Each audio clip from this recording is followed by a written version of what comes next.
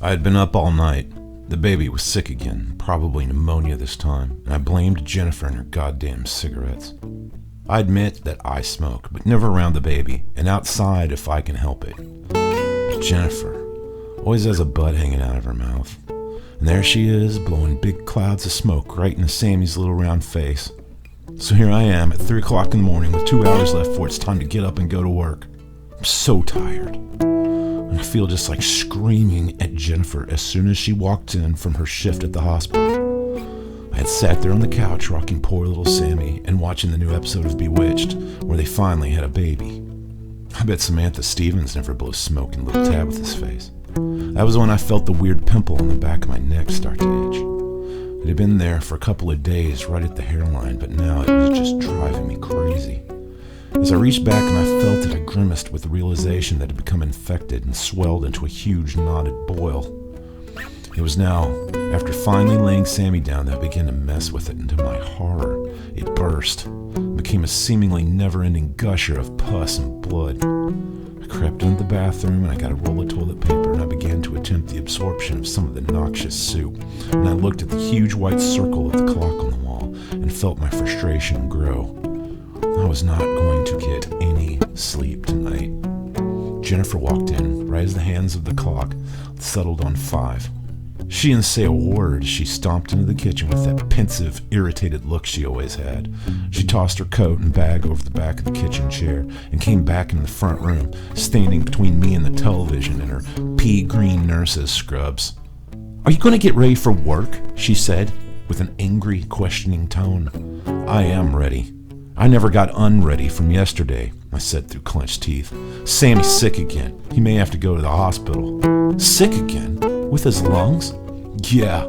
He'd probably be okay if he weren't always blowing smoke in his face." I snapped as I stood and began grabbing my lunchbox from the kitchen counter and pulled a stocking cap on. "Are you nuts? I don't smoke. You're the one who's always smoking around him." "Whatever," I mumbled over my shoulder as I left the apartment, slamming the door behind me. I walked past the other apartments in the cold, dark morning until I reached the road and began the walk across the town to the lumber mill. I hadn't even put on my coat and was shivering as I passed my cousin Grant's house. Lights were already on inside and I saw him in his garage warming up his car. I tried to be inconspicuous, but he spotted me and called out, "Hey, Mickey!" I stopped and smiled as cheerfully as possible. "You out headed to work, are you?" he said as he came out in his red Wilson's tire and auto coat. "Nothing gets past you, Grant," I said as he slapped me on the shoulder. "I see you're back to work for your dad," I commented as I gestured at his coat. "Yeah, I couldn't take that mill for another day, man. Hey, why don't you come back to work with us? Dad's been in a very forgiving mood since New Year's. Hell, he even took me back and he hates me." "No, I need the money. Uncle Gil's great, but I can't afford it with the baby and all.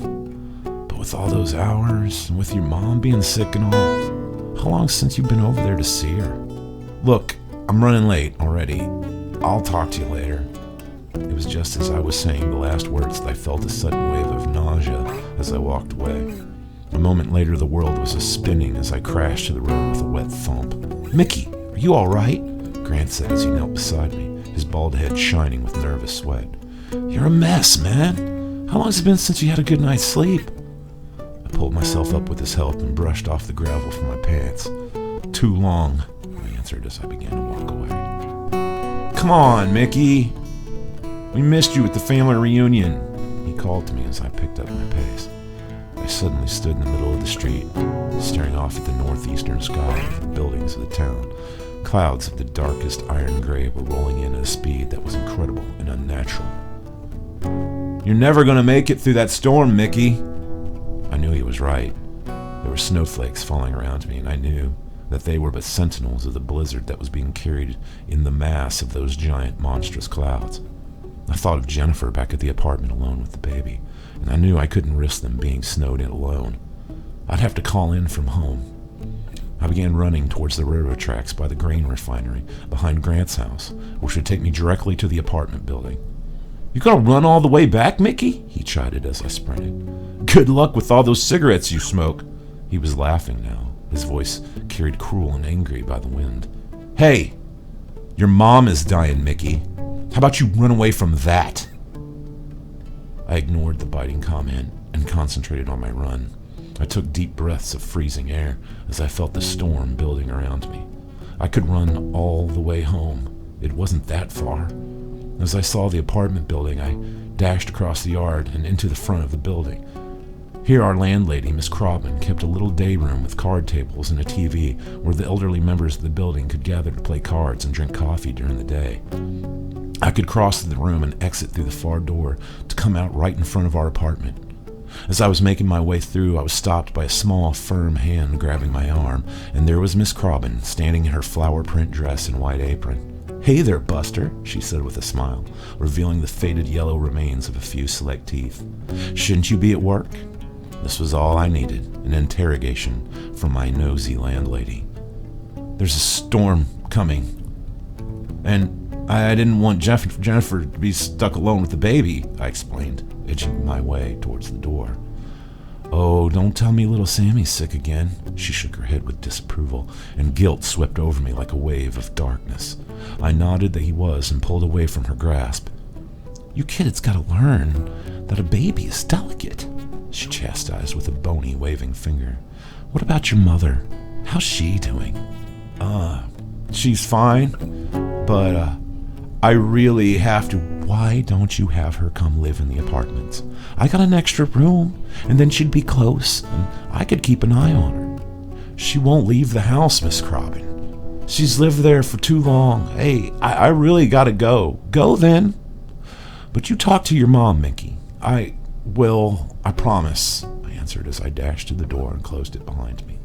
I took a deep breath to suppress the mixture of shame and anger I felt mixing in my stomach like a pot of boiling bitter poison.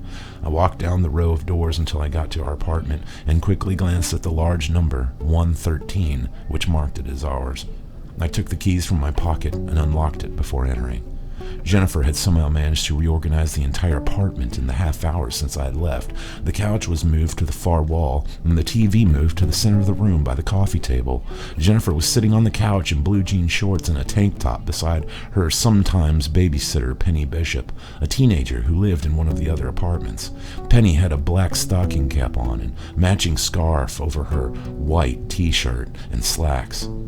They were just sitting there talking as if nothing else in the world mattered. What are you doing home? Jennifer sneered as she stood and confronted me with an aggravated rage. Why is she here? I growled as I pointed at Penny. This is your day off. She looked at me with angry confusion as she began to storm off to the kitchen. I have to go out and do some things, she answered from the other side of the wall. Do some things? Or someone? I heard the door of the bathroom slam shut, and she had locked herself inside. Penny stood from the couch and walked over to me, putting her hands on my chest and whispered, You should just let her go. Then we can have some time together. She smiled seductively as her hands dropped to my belt. I pushed her away in shock and stared at her shining blue, laughing eyes. Are you high or something? I said with complete disbelief. Get the hell out of here, you crazy bitch. I grabbed her arm and pushed her across the room to the door. She shrugged her shoulders and left, still smirking like a playful child. I went to the kitchen and down the hallway to check on Sammy, but his crib was empty. All the drawers of his dresser were open and empty. How could she have packed everything so quickly? I went to the bathroom and threw the door open to find her standing in front of the mirror and putting on her makeup. What are you doing? Where's Sammy? I said, grabbing her violently and shaking her. She stared back with pure, unfiltered hatred and shoved me backwards into the wall. I can't take it anymore, Mickey. I don't even know who you are. You're like some kind of head case or something. She turned and stormed from the tiny bathroom and through the kitchen. I followed and watched as she snatched up the suitcase which sat by the door. So you've been planning this all along, I shouted with desperate, confused horror. Just tell me where Sammy is. He's sick. You shouldn't have moved him. She looked at me with what I could only describe as pity. Sammy's with your mom, Mickey. You know that. Shaking her head, she turned and opening the door, closed it behind her, leaving me alone. Why would she take Sammy to my mom? when she knew she was too sick to even care for it. I walked to the kitchen and, taking the phone from the counter, placed it on the table. As I sat down, I lifted the receiver and dialed my mom's number and waited for the ring, but was met only by a steady, annoying noise as an operator's voice said, "We're sorry. The number you have dialed is no longer in service." I slammed it down and stared at the window, at the snow and ice, which was building along the edges. Had she forgotten to pay her phone bill? Was my son trapped alone with an invalid in the middle of a blizzard? I felt a sharp twinge at the back of my neck and, reaching back, withdrew my hand and stared at the mass of blood which ran over my fingers. The boil was oozing again. I went to the bathroom and grabbed another wad of toilet paper and held it to the sore. I studied the sink and noticed that there were empty pill bottles lining the basin. I picked one up and studied the prescription, which I recognized as a sedative. Where did Jennifer get all these pills? How long has she been taking them? There were overflowing ashtrays in every corner of the bathroom, and even the toilet contained blackened, floating butts. Yeah, she doesn't smoke, I thought to myself as I returned to the kitchen. I stopped suddenly and froze, as I saw that now there were objects previously not present on the kitchen table. Beside the phone, there was now an ashtray, half-empty bottle of gin, and a small black revolver. I sat down and I lifted the gun into my hand. I examined the cartridge chambers and found them all loaded with rounds. Only one had been fired. Carefully placing the gun on the table, I looked around the dark kitchen and my eyes froze on the clock, which hung near the stove. It was now 13 minutes after 1 o'clock. But how was this possible? I had just gone to work in the early morning only a little while ago. There was no way so much time could have passed. It was then that the phone began ringing.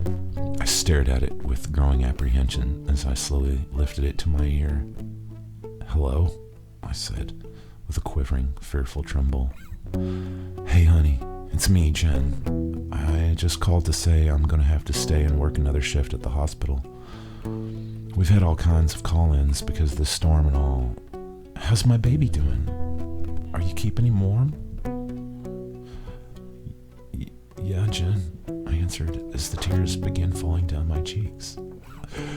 "He's pretty sick. I think he might have pneumonia." My hands were shaking as I spoke. "Oh no, not again. It's because of all that smoke you're always blowing in his face." "I know, Jen, and I'm really sorry. I'm gonna stop, I swear." "Well, you'll have to wait until tomorrow to bring him in. All the roads are closed." "He'll be all right. I know he will. He'll be okay. Hey, I gotta go. I love you, sweetie." "I love you too, Jennifer," I said as she hung up. I sat in silence, shivering in the cold kitchen. This apartment could get so cold in the winter. There was a little heater that we kept in Sammy's room, but you had to refill it with kerosene to keep it going. And if you weren't paying attention, then you could easily forget to go in there and check it.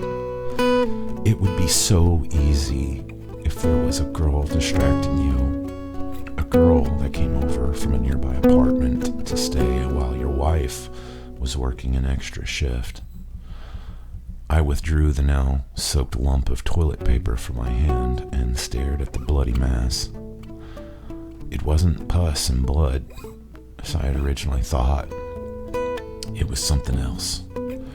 And there were bits of some strange, gray, spongy residue present as well. I looked up at the window and saw that now the glass was buried in a drift blown against the wall of the apartment. I thought of what some poor, sick, elderly woman would do if she were snowed in her house by a storm like that. The apartment was so cold and quiet. All I could hear was the wind against the walls outside as the powder grew deeper and deeper, burying